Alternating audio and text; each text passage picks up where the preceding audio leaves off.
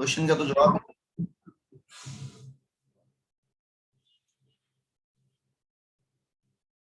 बोलो भाई। 1,23,80,000 पे टैक्स देना है या 98,80,000 पे देना है? फटाफट जवाब दे दो।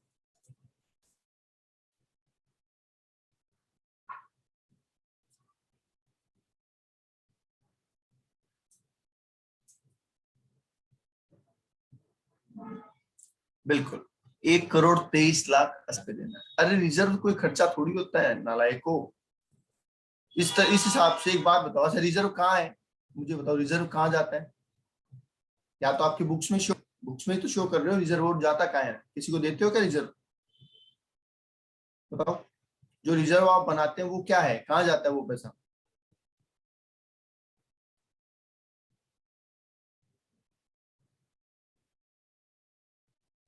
अरे पंकज, तुम कभी कभी इतनी बेवकूफी की बातें करते हो, मुझे लगता है। क्या बात कर रहे हो? मैं पूछ रहा हूँ किसी के पास जाता है? सर लाइसेंस आता है शेयर होल्डर में। अरे तो ये थोड़ी पूछा कहाँ दिखाते हैं। अकाउंटिंग बच्चों वाले जवाब मत दो कि अकाउंटिंग ट्रीटमेंट बता रहे हो कि शेयर होल्डर इक्विटी में दिखाते हैं।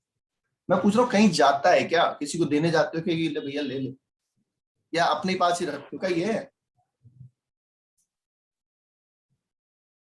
अरे भाई शेयर होल्डर इक्विटी जो आपने शो किया है वो तुम्हारा नहीं है क्या?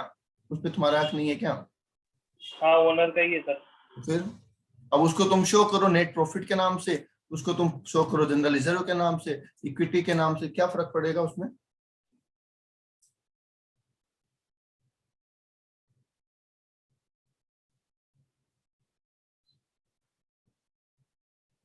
हम देते थोड़ी है किसी को, तो फिर जब दिया ही नहीं किसी को तो खर्चा कैसे, मुझे ये समझाओ। फिर तो अगर ऐसा हो गया तो मैं तो कहूंगा पूरे 1,80,00,000 रुपए में जनरल रिजर्व में डाल रहा हूँ सर, तो इसका मतलब मुझे कोई टैक्स नहीं देना। बताओ जी, अगर ऐसा मस्त काम हो जाए तब तो कोई दुनिया में टैक्स ही नहीं देगा। सारे में डाल लेंगे, बोल देंगे साहब सामने रिजर्व बना दिया सर। आज जी क्या कहना है आपका? पंकज एंड विकास। 1,23 पे हाँ 1,23 पे देगा क्या हो गया? सर, 1,23 पे देगा। आवाज कट रही है आपकी बेटा, मैसेज कर दो, आवाज कट रही है। विकास सिर्फ आंसर चेंज करने से कुछ नहीं होगा, पहले रीजन बताओ आपका क्या रीजन है। ऐसे भटकोगे ना छोटे छोटे पॉइंट पे। देखो हम ऐसे जा रहे हैं ना, हमने बेसिक पढ़ा इनकम टैक्स का, है ना, बेसिक हम और ऊपर आ गए और ऊपर आ गए और ऊपर आ गए, और यहाँ आके अपन ऐसा कुछ है कि जो इस लेवल का है और उसमें अपन कहते हैं ये नहीं हो सकता, तो बहुत बड़ा टेंशन हो जाएगा। यूज ऑफ मनी बोल सकते हो? नहीं बिल्कुल नहीं बोल सकते हैं। कैसे बोल सकते हैं यूज ऑफ मनी? अरे रिजर्व का पॉइंट होता ही नहीं है, बोलने से रिजर्व का पॉइंट क्लियर नहीं था। रिजर्व आप में प्रॉब्लम ये समझो आप बात, एक ऑर्गेनाइजेशन में से हजारों ट्रांजेक्शन होते हैं, हजारों मान लो थाउजेंड्स ऑफ ट्रांजेक्शन। आप ट्रांजेक्शन याद मत करो, कितने कर पाओगे? 1 2 3 4 5। अभी मैं आपको जनरल रिजर्व का बता दूंगा, कल आ जाएगा रिडम्पशन रिजर्व, आप कहोगे सर इसका तो नहीं पता था, ये तो जनरल रिजर्व का पता था हमें तो। फिर आ जाएगा कैपिटल रिजर्व, आप कहोगे सर आपने पढ़ा दिया था, कैपिटल रिजर्व आपने नहीं पढ़ाया था तो वो नहीं पता हमें तो। ट्रांजेक्शन रट्टा मारोगे या चीज समझोगे? Are you getting my point?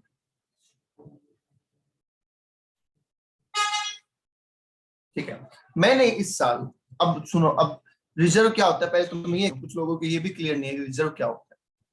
मैंने 1,23,80,000 रुपए कमाए। अब मुझे लगता है कि फ्यूचर में अलग अलग काम के लिए मुझे अलग अलग जरूरतें पड़ती रहती है, तो मैं इस पैसे को पहले साइड में रख देता हूँ कि ये पैसा मैं खर्च नहीं करूंगा फिलहाल, ना तो डिविडेंड देने में ना किसी और चीज में फिलहाल खर्च नहीं करूंगा, इसको मैं अलग रख लेता हूँ। बस सिंपल सी बात है, वो रिजर्व है, वो रिजर्व है ना। तो उसको आप कैसे आप ये बोल सकते हैं वो खर्चा हो गया मेरा? बताइए। अब उसको वो खर्चा ही मानने लग गए, आप बोल रहे प्रॉफिट में से कम कर दो, टैक्स मत दो, सोचने वाली बात नहीं हो जाएगी। और दूसरी बात, रिजर्व आफ्टर टैक्स बनता है, ये तो पढ़ा होगा आपने एफएम में। एफएम में या किसी में भी जब आप प्रॉफिट स्टेटमेंट बनाते हो ना, डिविडेंड निकालते हैं, तो पहले आप लिखते हैं EBIT, फिर आप लिखते हैं EBT, फिर लिखते हैं EAT, फिर लिखते हैं डिविडेंड टैक्स लेस करके, फिर आते हैं EAT के बाद लिखते हैं डिविडेंड, ठीक है, फिर रिजर्व, ऐसा लिखा है। तो रिजर्व हमेशा आफ्टर टैक्स बनता है, तो फिर आप इसको टैक्स से पहले का खर्चा कैसे मान सकते हैं, ये भी सोचो। या आपने कहा 1,23,80,000 में से सर हमने 23,80,000 का टैक्स दे दिया, अब तुम्हारे पास 1 करोड़ बचे हैं, अब तुम्हें डिसाइड करना है कि तुम्हें शेयर होल्डर को डिविडेंड देना है या तुम्हें रिजर्व में डालना है। हालांकि लो प्रोविजन है कि जब आप डिविडेंड देते हैं उससे पहले कुछ पैसा आपको रिजर्व में डालना होता है क्या ऐसा प्रोविजन? बताओ। जब आप 10% से ज्यादा का डिविडेंड देते हैं तो आपको एक सर्टेन अमाउंट रिजर्व में ट्रांसफर करना होता है।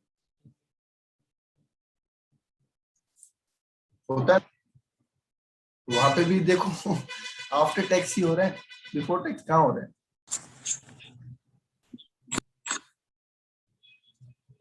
बात समझ में?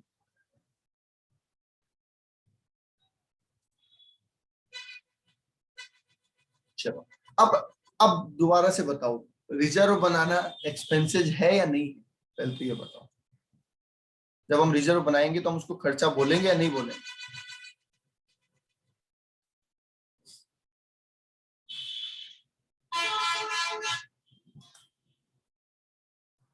नहीं बोलेंगे। और बनाते बनाते टाइम खर्चा नहीं बोलेंगे, और फ्यूचर में उस रिजर्व में से कुछ डाला तो क्या इनकम बोलेंगे?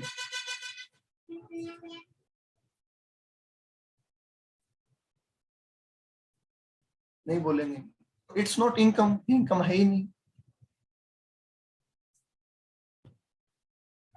ये तो इनकम है ही नहीं ना। सिंपल देखो, अपन ये रिजर्व वर्ड अंग्रेजी वर्ड, हिंदी में समझो गुल्लक। आपने पैसा कमाया, गवर्नमेंट को टैक्स दे दिया और गुल्लक में कुछ पैसे डाल लिए बचे हुए में से, खर्चा है क्या? और सुन लो और समझ लो, तो पैसा डाला खर्चा है क्या? उसी को तो रिजर्व बोलते हैं।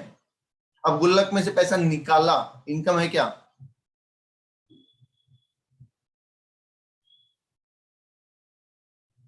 नहीं, तो बस।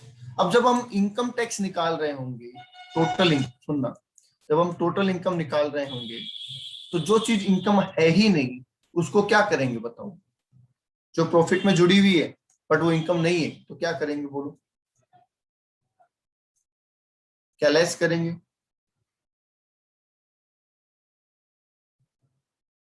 हाँ सर, लेस कर देंगे। तो यहाँ तो कहानी ये खत्म हुई। बताओ, टोटल इनकम निकालते टाइम पे ट्रीटमेंट क्लियर है?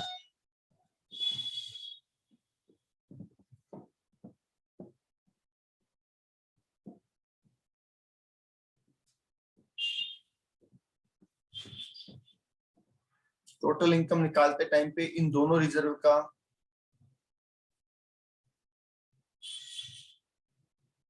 ट्रीटमेंट क्लियर है क्या?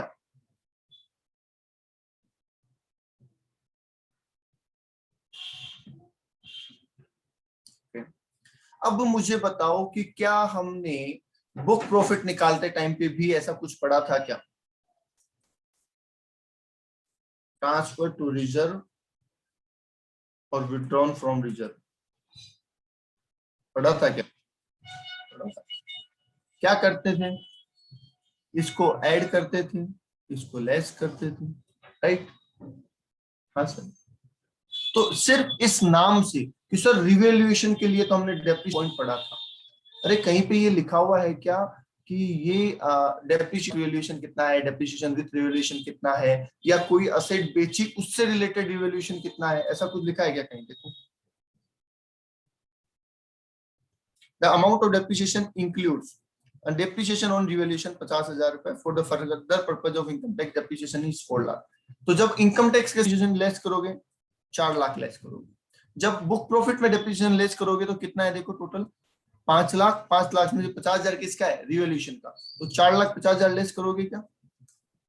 बुक प्रॉफिट निकालते टाइम पे 5 लाख का डेप्रिसिएशन ऐड करोगे और 4.5 लाख का लेस करोगे, हाँ या ना? और जबकि इनकम टैक्स निकालते टाइम पे, जबकि इनकम टैक्स निकालते टाइम पे 5 लाख का ऐड करोगे और 4 लाख का लेस करोगे, बोलो हाँ या ना?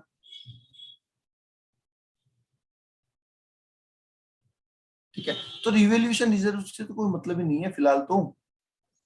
रिवैल्यूएशन रिजर्व से मतलब तब आएगा जब वो हमें ये बोलेगा कि भैया रिजर्व बैलेंस शीट में है और वो असेट हमने बेच दी है, तब उसके ट्रीटमेंट की बात आएगी। नाम देखते ही भटको मत कि रिवैल्यूएशन आ गया, अब क्या करेंगे आगे बात। तो सिंपली बस लेस कर दोगे और कुछ नहीं करोगे फिलहाल।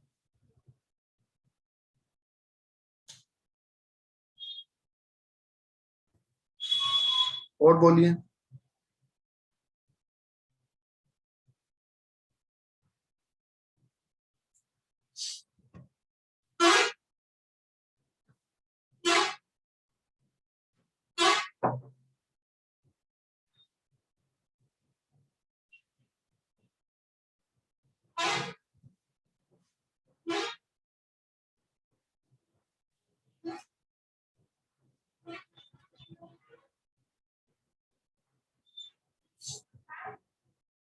क्लियर है? छोटी बातें अगर टाइम पे क्लियर नहीं करोगे तो आगे कैसे बढ़ोगे?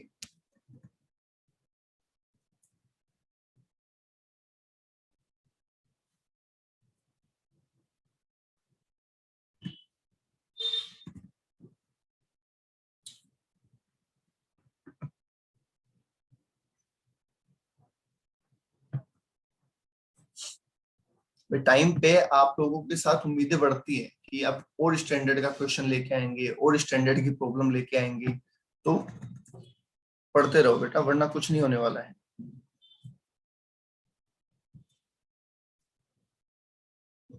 ठीक है, चलिए अब सुनिए एक छोटा सा कॉन्सेप्ट और, जैसे मैंने आपको इंटर में भी बहुत उसको बताया हुआ है, एक बार फिर सुन लीजिए। एक कंपनी के पास लॉस है, सेट ऑफ वाले चैप्टर का पॉइंट है ना। एक कंपनी के पास सेक्शन 79 पढ़ाया था वहां पे। एक कंपनी के पास लॉस है और मैं उस कंपनी को परचेज कर लेता हूँ, कंपनी के लॉस मेरे पास आ जाएंगे। बोलो हाँ या ना।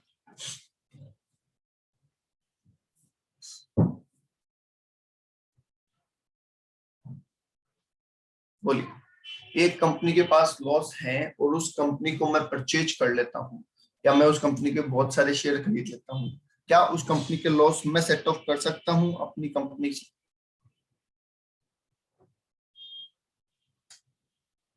अमलगमेशन, डीमर्जर, ऐसे बहुत सारी चीजें पढ़ी है हमने, बताइए।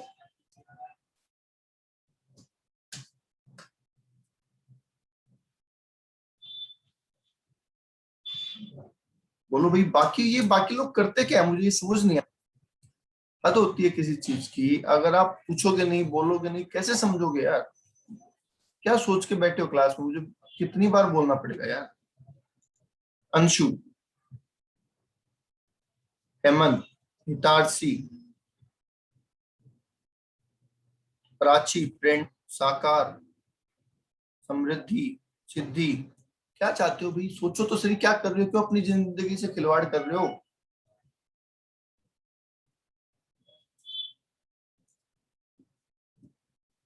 टीचर कितनी बार बोलेगा? अब सोचो तो सही, एक बार कितनी बार बोलेगा टीचर, और क्यों बोलेगा? इसका फायदा हो रहा है।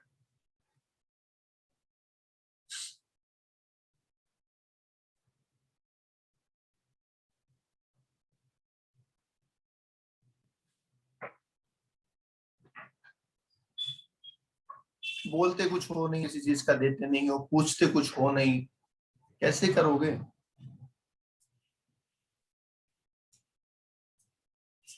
देखो, ये वाला पॉइंट बताया था आपको 69, हाँ 79 पे, ठीक है, कि देखिए जो कंपनी है लॉस अपना तभी सेट ऑफ कर सकती है जब उसकी 51% सेम रहे at the time of earning of loss and set of loss. जिस साल आपने लॉस कमाए, लॉस भी कमाए हुए होते हैं क्योंकि दैट इज नेगेटिव इनकम, तो जिस साल आपने लॉस कमाए उस साल का जो 51% शेयर होल्डर है वही सेम होने चाहिए 51% शेयर होल्डर जिस साल आप लॉस को सेट ऑफ, तब तो आप सेटअप कर सकते हैं, वरना आप सेटअप नहीं कर सकते। ठीक है, पर्सन स्पेसिफिक होते हैं loss, person specific. Person specific होने का मतलब कि लोगों के साथ जाएंगे। अब कंपनी में मालिक की कौन है? 51% शेयर होल्डर। तो 51% शेयर होल्डर कहीं चले जाएंगे किसी और के पास तो लॉस भी ले जाएंगे, अगर वो नहीं जाएंगे तो लॉस कंपनी के पास ही रहेगा। समझ गए? अब सर मान लीजिए अपन एक एग्जांपल ले लेते हैं कि A B C D 4 shareholder हैं, ठीक है, चारों के पास 20% शेयर है। लॉस हो गया इस साल 10 लाख रुपए का, ठीक है। नेक्स्ट ईयर इसमें से डी आ गया, या डी ने अपना शेयर बेच दिया किसी को, छोड़ के जाना मतलब शेयर बेच दिया, ये कोई फर्म तो है नहीं, कंपनी है, तो कंपनी में तो शेयर बेच दोगे तो बात खत्म। तो डी ने अपने शेयर बेच दिए मिस्टर ई को। अगले साल क्या ये लॉस सेट ऑफ हो सकता है? प्रॉफिट हुआ 20 लाख का, क्या ये लॉस सेट ऑफ हो सकते हैं?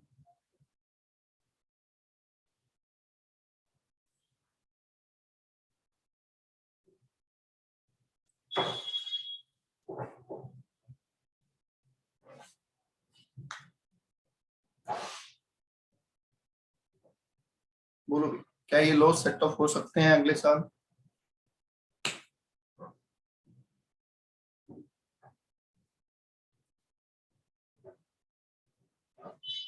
ओके, क्या ये लॉस सेट ऑफ हो सकते हैं अगले साल?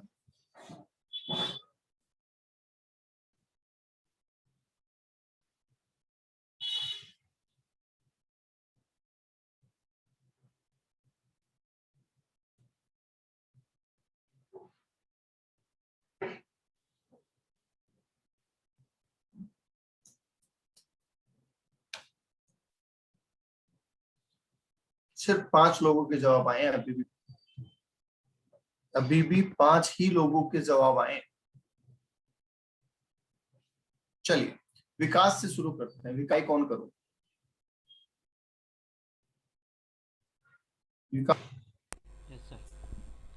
बताओ, कर सकते हैं या नहीं कर सकते? नहीं कर सकते सर। हाँ विकास, हेलो। कर सकते हैं क्या, नहीं कर सकते? सर वो बोल रहे हैं आवाज आ रही है हमको, शायद आपको आवाज नहीं आ रही।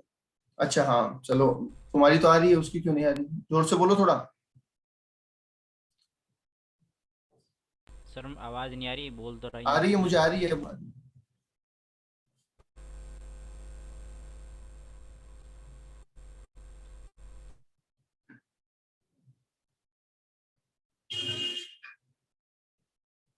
विकास,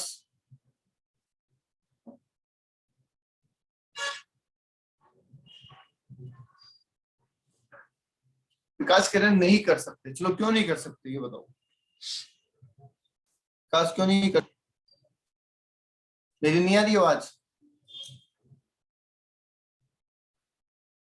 मेरा ऑडियो आ रहा है या नहीं आ रहा?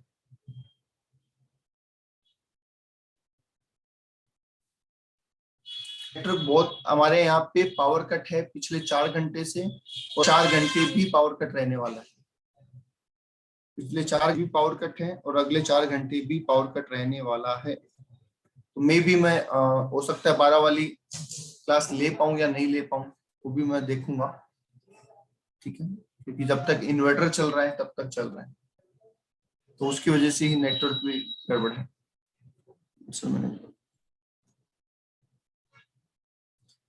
चलो जी, विकास कह रहे हैं नहीं कर सकते क्योंकि सारे शेयर होल्डर मौजूद नहीं है। शेफाली, आपने भी कहा नहीं कर सकते, वाई? सर जब वो 4 शेयर होल्डर थे और उसने 25% शेयर होल्डिंग थी उसकी और लॉस हुआ, तब उसने अपने शेयर्स बेच दिए, और वो जब उसको प्रॉफिट हो रहा है तब वो उस कंपनी में है ही नहीं, तो फिर लॉस कैसे करेगा? ओके, बताइए भाई, इन दोनों के जवाब से है क्या? इन दोनों के जवाब से सेटिस्फाइड है क्या? विकास तो कह रहा है सर सारे शेयर होल्डर नहीं है इसलिए सेट ऑफ नहीं कर सकते, और शेफाली कह रहे हैं सर मिस्टर डी को जब लॉस हुआ तब उसने शेयर बेच दिए, तो प्रॉफिट हुआ तो सेट ऑफ कैसे होगा?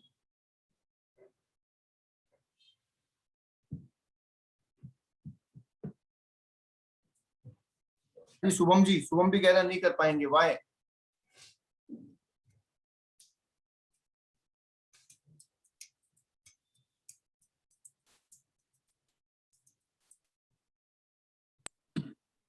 Shubham, yes sir. हाँ, क्यों नहीं कर पाएंगे बता दें। सर सेम सर, वो चारों शेयर होल्डर होने चाहिए सर, तभी तो सेटअप होगा। अरे वाह, वेरी गुड, चलिए वेल डन, बहुत अच्छे जवाब है सब लोगों के।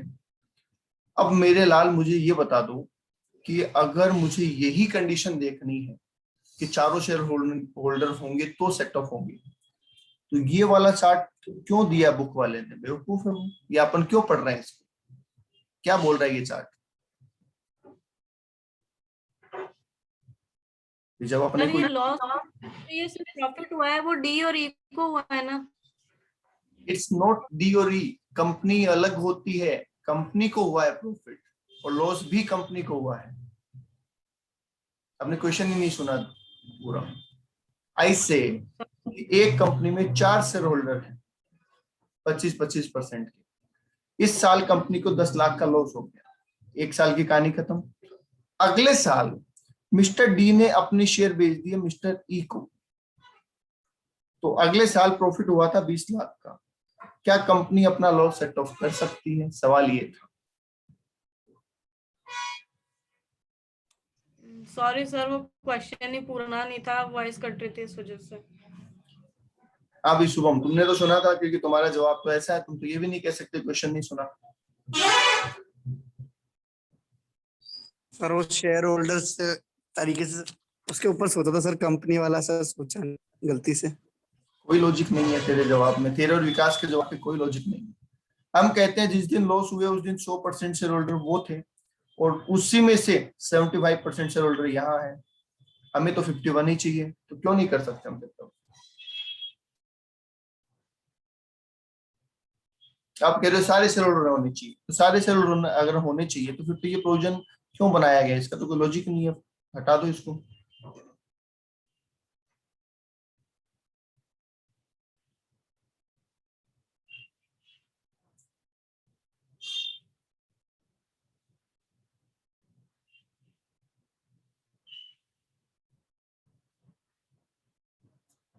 आप लोग सेटिस्फाइड हैं कि अपने परफॉर्मेंस से? जो लोग आप कर रहे हैं आप अपने आप को देख लो भैया। मैं तो जितना ज्यादा बोलूंगा ना उतना ज्यादा आपको बुरा लगेगा, बट आप अपने आप का असेसमेंट कर लो।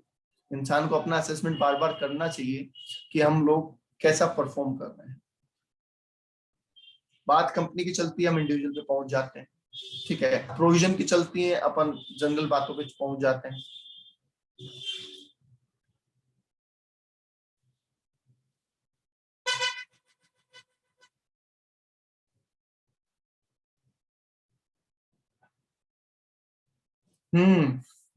जो जवाब नहीं दे रहे वो भी देख लो भाई साहब, कितना समझाएंगे आप।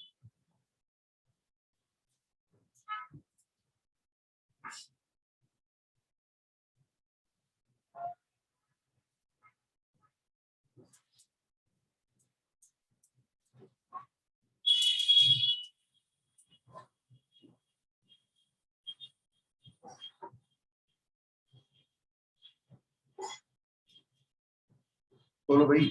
अच्छा, आपने एक चीज नोट की है, मैं अब से बहुत केस, रेयर केस में ऑफ करता हूँ। मैं कोशिश करता हूँ कि क्लास मेरी रेगुलर ही हो। आपने ये नोट किया?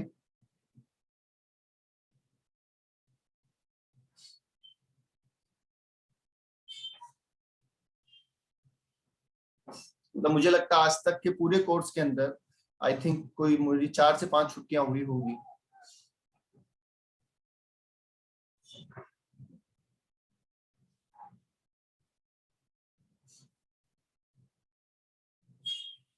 अभी की मैं आपको अपनी हालत बताता हूँ। लाइट नहीं है, पावर कट है, इन्वर्टर है, इन्वर्टर से एसी चल नहीं सकता, है ना। एसी चल नहीं सकता तो एसी ऑफ है। पंखा मैं इसलिए नहीं चलाता कि आवाज नहीं आएगी मेरी आपके पास, समझ रहे हो। तो सुबह 8 बजे से मैं बिना पंखे के यहाँ बैठा हूँ कि भैया क्लास ले लें अपन, जितनी देर लाइट चलती है उतनी देर तो ले लेते हैं, कोई दिक्कत नहीं, ठीक है। पर जब फिर आपके ऐसे इररिस्पॉन्सिबल जवाब आते हैं ना, तो ऐसा लगता है कि यार छुट्टी कर दो 5-7 दिन की, इनको बोलो मस्त रहो। ये यही चाहते हैं, इनको नहीं पढ़ना, ये चाहते हैं कि छुट्टी कर दो, ठीक है। हफ्ते में 2-3 दिन क्लास ले लो, 2-3 दिन छुट्टी कर दो, मस्त है काम। ये फील आता है, सही बता रहा हूँ मैं लिटरली, क्योंकि जो पढ़ाया आंसर उससे बहुत दूर दूर तक आता है, उसका कोई लॉजिक ही नहीं समझ में आ रहा, सामने चार्ट बना हुआ इतना बड़ा, पर हम उसको फोकस ही नहीं कर रहे। हम कह रहे हैं सर चारों शेयर होल्डर नहीं है ना, लॉस उसको हुआ है, लॉस पर्सनल हुआ है, लॉस एबीसीडी को हुआ है।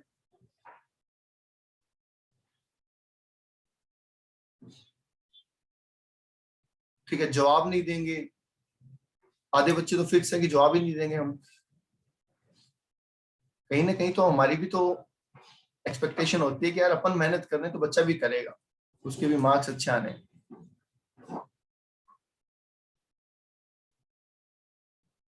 और कितना ही समझा दो कुछ फर्क नहीं पड़ता, एक दो मैसेज आ जाएंगे, सॉरी सर हम कल से पक्का जवाब देंगे, कल से वही बातें फिर चालू है, कोई दिक्कत, कोई फर्क नहीं पड़ने वाला है।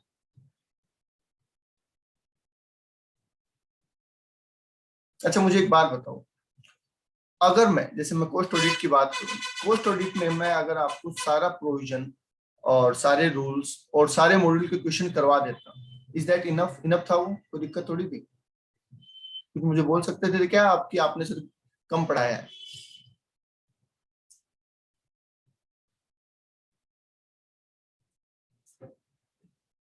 नहीं बोल सकते थे, फिर भी मैंने सारे उसमें स्कैनर के क्वेश्चन भी इनकॉर्पोरेट किए और वो सारे क्वेश्चन भी आपको क्लास में करवाए।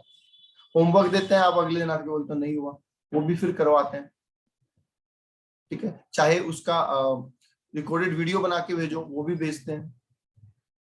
तो कुछ तो मेहनत आप भी करोगे।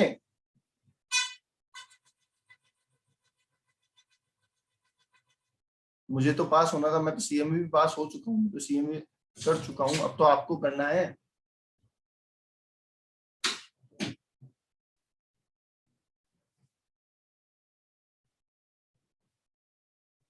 सोच लो भैया, टाइम है, देखो कोई समझा ही सकता है आदमी, तुम कोई 11-12 के बच्चे तो हो नहीं, तुम्हें कोई डांट के या कुछ करके कर सकता है। बट परफॉर्मेंस बहुत खराब है, बच्चों का तो अच्छा है, बाकी बहुत खराब परफॉर्मेंस है। कंसंट्रेशन, देखो परफॉर्मेंस खराब मतलब ये नहीं करा कि आप इंटेलिजेंट नहीं हो, आप इंटेलिजेंट हो, आप अच्छा पढ़ते हो, पढ़ सकते हो, पर लैक ऑफ कंसंट्रेशन जो है ना, ध्यान कहीं और रहना, वो गड़बड़ है। या एफर्ट्स में ऐसा कि ठीक है कर लेंगे, वहां पे प्रॉब्लम है, समझ जाओ। हिस्ट्री बनानी है तो भैया मेहनत भी उसी हिसाब की करनी होती है। अपन क्या देखते हैं कि 10 सक्सेसफुल लोगों को देख लेते हैं और बोलते हैं भैया मैं भी ऐसा बन के दिखाऊंगा उसने आज तक कितनी मेहनत की है वो नहीं दिखती।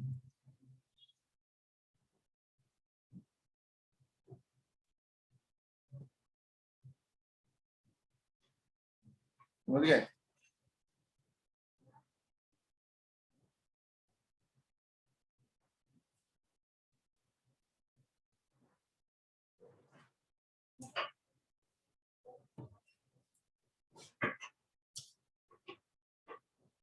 चलो कोई नहीं, आज तो छुट्टी मनाओ, मस्त रहो, मंडे को देखते हैं फिर।